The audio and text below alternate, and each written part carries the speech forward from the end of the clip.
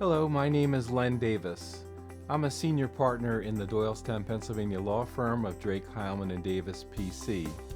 I oversee the elder law and nursing home planning departments of the firm.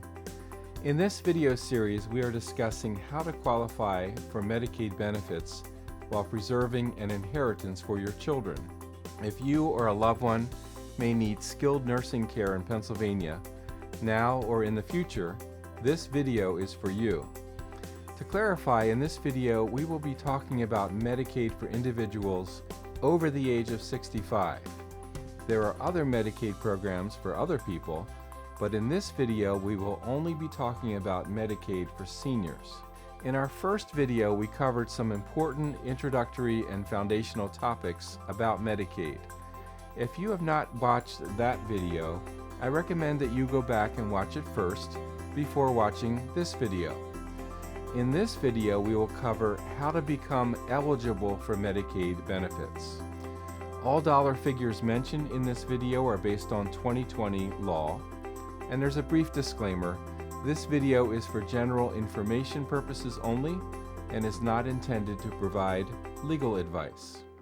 So let's talk about how to become financially eligible for Medicaid. In our first video, we explained that there are both medical and financial requirements for Medicaid. In this video, we'll focus on the financial requirements. Remember, you need to have countable assets of not more than $2,400 or $8,000, depending on your income. Now, there are only two ways to get from the amount of assets you currently have to below the $2,400 or $8,000 limit.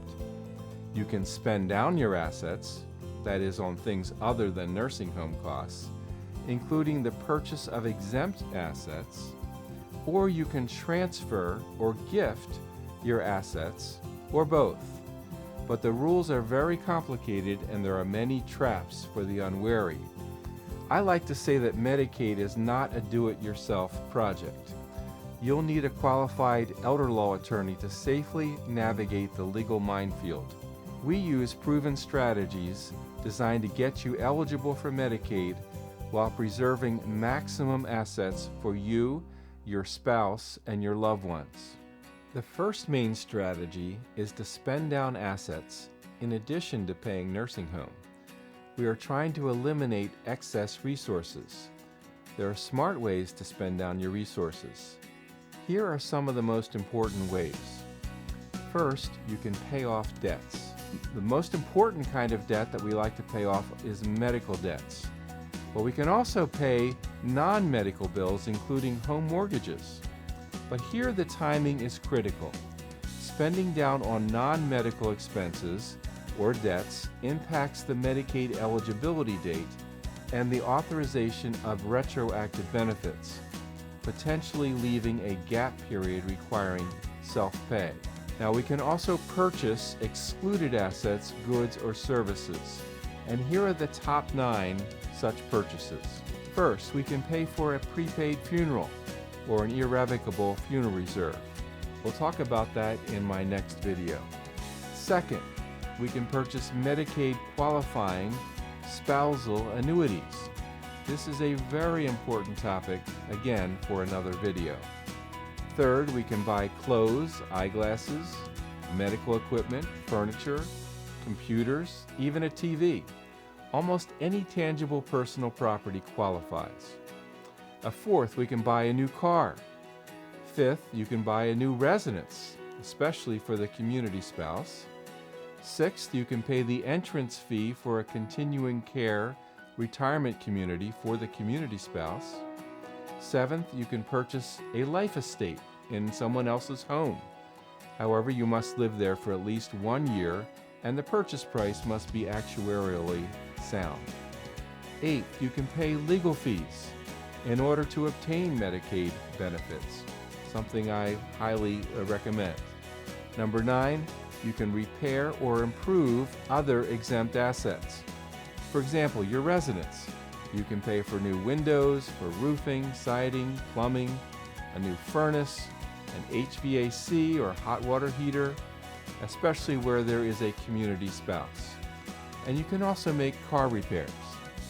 But here's a potential trap. Be careful, don't convert exempt assets into non-exempt assets.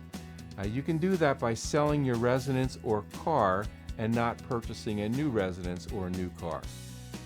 So the second main strategy is to transfer your assets to your loved ones. Let me start with some concepts, cautions, and potential traps before we actually discuss the transfer. Number one, the law talks about something called fair consideration. That means fair market value. If it's less than fair market value, we have something called uncompensated value. That means fair market value less the purchase price you receive, less any liens, and finally the costs of sale. Secondly, there's a look-back period for gifts, a look-back period of 5 years or 60 months. The ineligibility period that results from gifts has a formula. So the period of ineligibility is equal to the value of the transfers divided by the average daily private rate of nursing home. So let me give you an example. Suppose you gave $30,000 to your children over a period of years during that 60-month look-back. You would divide $30,000 by $352 per day, and that would result in 85 days of ineligibility. So almost 3 months. It's a big deal. Now the start date of ineligibility is not the date that you make the gift, but rather the date the giver would otherwise be eligible for Medicaid. And at that point you may be broke or practically broke. So this is a very big problem, something to be very careful about. You may have heard of something called half a loaf gifting. Well, I'm just here to tell you that that kind of strategy is no longer viable. And a gift can be cured by a gift back. So if you made a gift to a child and now the child can give you that money back, that can cure your ineligibility. Number 4, there's something called the Pennsylvania Filial Support Law. That simply means that if you've made gifts to your children and then you go into a nursing home and then you can't pay for the nursing home can sue your children that you made the gift to. And so this is a problem that we have to be careful to avoid. So now let's move on to qualified exempt gifts. These are the top 4 exempt gift transfers.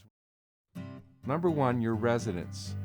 You can gift your residence before, during, or after your admission to a nursing home, and you can make your gift to a spouse or to a child who is under age 21 or blind or totally disabled.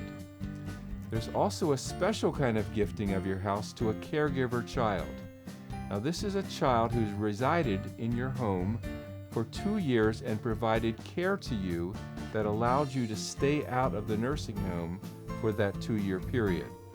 However, to prove that exemption, we need documentation, and that could include a doctor's opinion.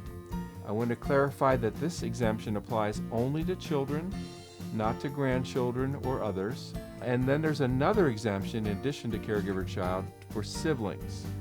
If 2 siblings own a house together and the sibling has an equity interest and has lived there for at least 1 year, a transfer can be made to a sibling, and that does not cause a period of ineligibility. Secondly, other assets can be gifted in addition to the residence. Again, you can make gifts to spouse, or you can make gifts to a child who is blind, disabled, or under the age of 21. Now third, there are transfers to trusts. And this is a big topic. Let me just try to hit a few key points. There's something called a revocable trust, but transferring assets to a revocable trust does not help you for Medicaid purposes. That's because the assets you transfer to a revocable trust are deemed to be held by you. There are irrevocable trusts too, but here that same 5-year look-back period applies. And when you transfer assets to an irrevocable trust, you must completely relinquish all rights or else you're deemed to have retained an available resource. There's something called an income-only trust. Here's where assets can be sheltered for Medicaid purposes, but your income from that trust is considered to be available for Medicaid purposes. Fourth, there are trusts for the sole benefit of a disabled person. There's no period of Medicaid ineligibility for them. And fifth, there are special needs trusts for those under age 65 with payback to the state provisions. There are also small gifts under $500 per month in the aggregate. These are considered to be de minimis and not penalized. You can gift up to $6,000 per year using this approach. Well, that will conclude this video, folks. Thank you for watching. Be sure to tune into my other videos. If you have any questions about nursing home and qualifying for Medicaid, please contact me by calling my office at 215-348-2088 or emailing me at ldavis@dhdlaw.com. There are also additional resources on our website at dhdlaw.com. We can help you to efficiently and effectively qualify for Medicaid benefits while preserving an inheritance for your loved ones.